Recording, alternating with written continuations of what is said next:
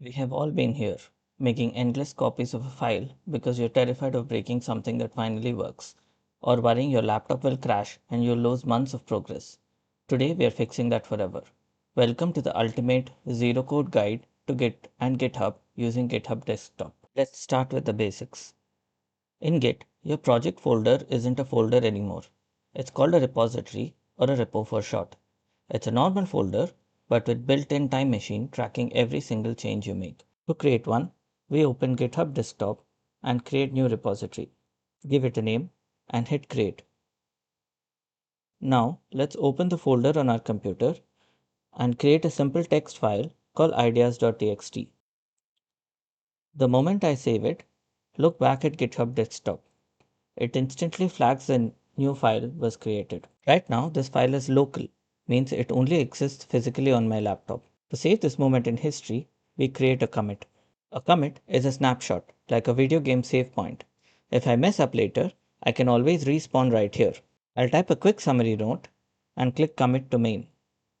Our snapshot is saved in our laptop.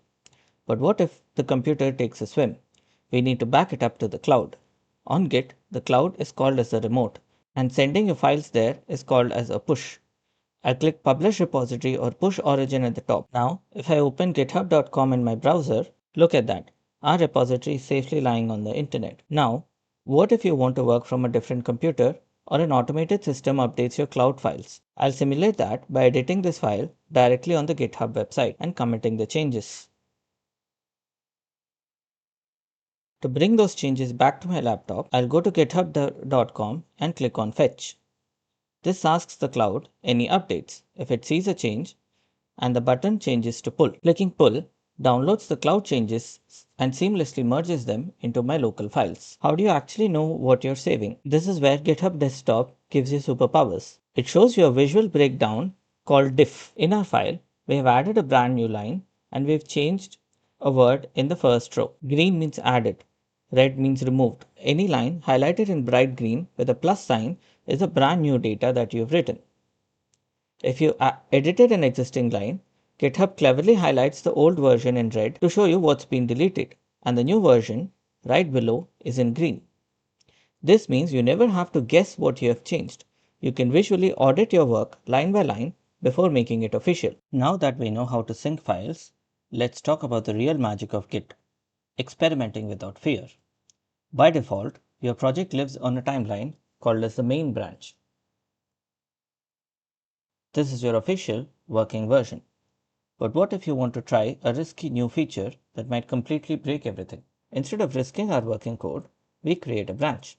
Think of this as a parallel universe.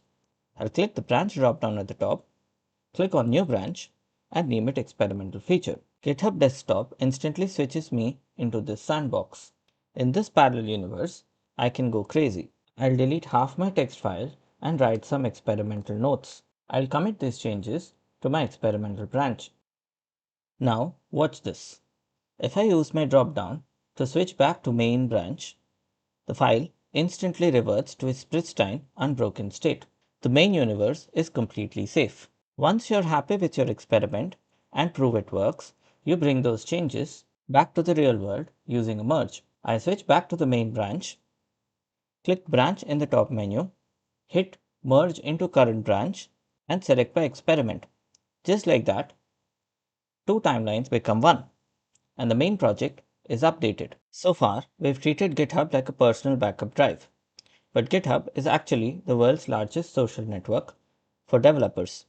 Let's look at how to work with other people. Imagine you're finding an amazing open source project on GitHub. Let's say a basic Flask app, and you want to add a feature to it. You don't own it, so you can't edit it directly. First, you click on the fork button in the top right corner of their GitHub page. Think fork as taking a clean photocopy of their textbook. It creates an exact copy of their repository inside your personal GitHub account, giving you the total freedom to change whatever you want. Once you've made a great improvement on your photocopy, you naturally want to share it back with the original creator. To do this, submit a pull request or a PR. You're essentially knocking on their door and saying, "Hey, I improved your project.